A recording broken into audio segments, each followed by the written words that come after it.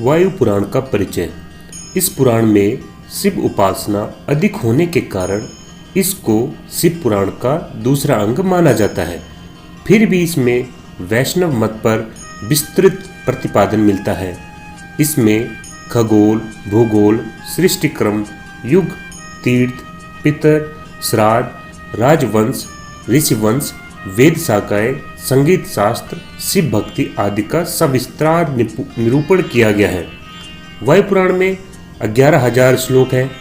इस पुराण में वायुदेव ने श्वेत कल्प के प्रसंगों में धर्मों का उपदेश दिया है, इसलिए इसे वायु पुराण कहते हैं।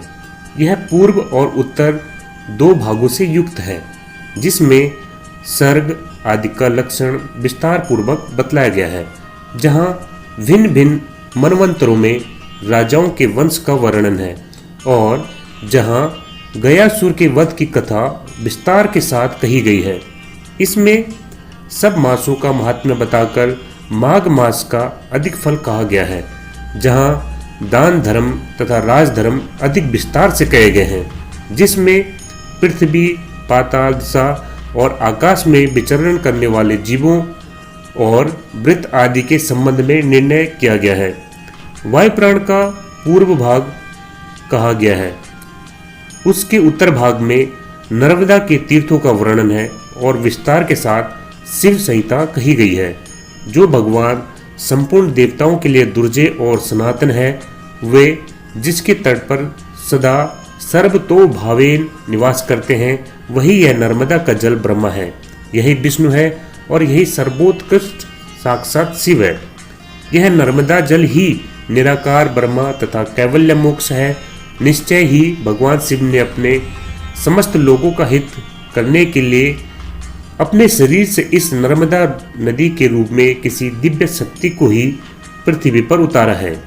जो नर्मदा के तट पर निवास करते हैं वे भगवान रुद्र के अनुचर होते हैं। जिनका दक्षिण तट पर निवास है वे भगवान विष्णु के लोकों में जाते हैं।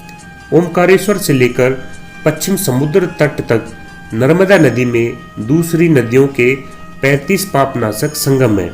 उनमें से 11 तो उत्तर तट पर है और 23 दक्षिण तट पर। 35वां तो स्वयं नर्मदा और समुद्र का संगम कहा गया है। नर्मदा के दोनों किनारों पर इन संगमों के साथ 400 प्रसिद्ध तीर्थ है। इसके सिवाय अन्य साधारण तीर्थ तो नर्मदा के पग पग पर विद्यमान है, जिनकी संख्या 60,60,000 है। यह परमात्मा शिव की संहिता परम पुण्यमयी है, जिसमें वायुदेव ने नर्मदा के चरित्र का वर्णन किया है। जो इस पुराण को सुनता है या पढ़ता है वह शिव लोक का भागी होता है। दोस्तों, यह जानकारी वायु पुराण के बारे में थी।